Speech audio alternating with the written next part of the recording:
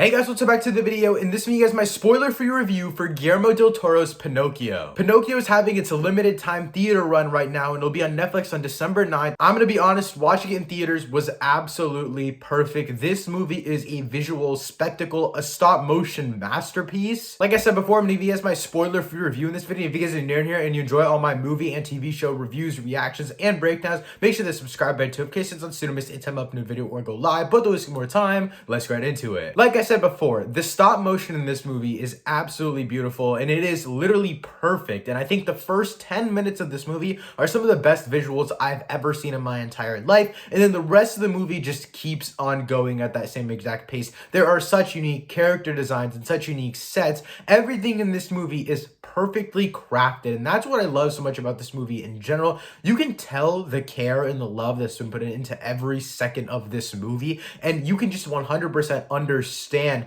the actual painstaking process of making this film. Watching this movie in theaters is something I will not take for granted because it was an absolutely insane experience. Seeing this on the biggest screen possible was an absolute pleasure. And the thing is, Pinocchio is a pretty classic tale. It's one that we've all heard and seen from our childhood, and there's been so many different iterations of it, but I think this might just be my favorite one ever over the original Pinocchio. And it's not even that the story is that different, because again, it's a classic tale. It's the same, pretty much same general story every single time. But what they do so different here is, first of all, the voice cast is absolutely phenomenal. You can tell every single little piece of effort they put into this movie. You can tell every single little bit of emotion. The voice actor who plays Papa and Pinocchio, they both deliver such energetic yet emotional performances. And then also Ewan McGregor as Cricket, who I didn't even know was in the movie, is absolutely phenomenal. He is the general storyteller,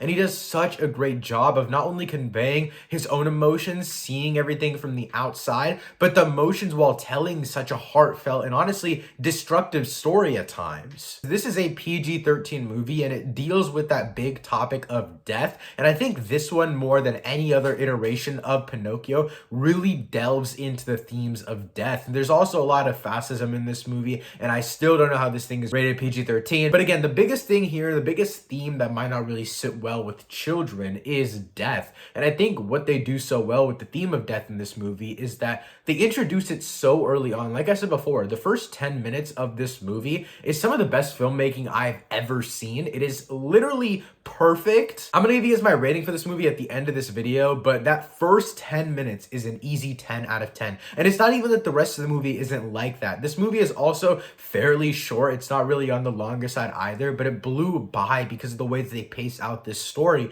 And I think the introduction of that theme of death and the theme of, okay, you can go back, and then every single time you come back, you have to spend a longer and longer time here. So Pinocchio feels as if he is invincible. And I think that's a general idea that I feel like a lot of kids have. And I feel like I still had that theme when I was a kid in my life, where it's like, oh, I'm not gonna die. I'm like 10 years old. But obviously there's events in the first few minutes of this movie where it's like, okay, death is a real thing. And the way that they play it throughout this movie, it's just perfect. The way that they play out the emotional side of Papa and then his connection to Pinocchio, there's just so much levity on death itself, and I feel like they play it out just, it's to a T. It's absolutely perfect. I think what I find interesting about this theme of death is the fact that they go really fantastical with it, but at the same time they always circle it back to the thing with Papa and then the boys. And I think that theme is very relatable, and that theme is something that I feel like we're all going to go through or have gone through in our lives. As someone that's 18, I still feel like the way that they characterized death in this movie was perfect, because I've never had any experiences where I'm close to that or where I even really need to think about that. But this movie really made me do it, and it's just a children's stop motion animated movie, you know, it's not that deep. This movie knows how to balance all of these themes so well, and that's what I love about it so much. I mean, yes, the stop motion is absolutely beautiful. This is the best looking movie of the year in my opinion. And yes, the characters characters are all great. They're all fun. There's a lot of jokes. It's a great time. My theater had like 15 people in it, and everyone laughed at some point because of the jokes and how funny it was and these character interactions.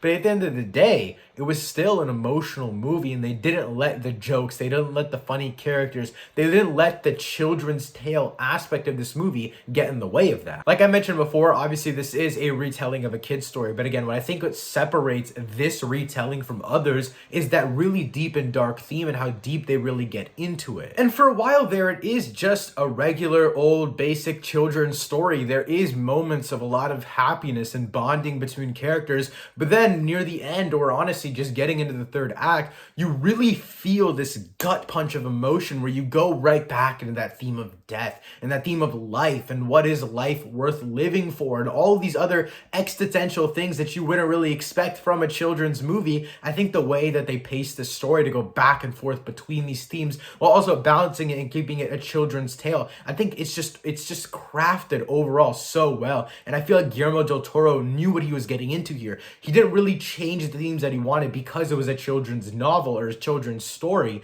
He didn't change any of it. He knew what story he wanted to tell, and he used the story of Pinocchio as a vessel to do so. At the end of the day, Pinocchio is an absolutely phenomenal movie. Though Pinocchio is a children's tale, this movie goes way further and way deeper than that, and I definitely recommend checking it out when it comes on Netflix December 9th. Overall, I'm going to give Guillermo Del Toro's Pinocchio a 9 out of 10. Again, this movie is one of my favorites of the entire year. If it's playing in a theater near you, I 100% recommend go checking it out, but it's also going to be on Netflix in a few weeks. If you still want to check out Guillermo Del Toro's Pinocchio, let me know what you think of it in the comments down below. Thank you so much for watching. I'll see you next time. Peace.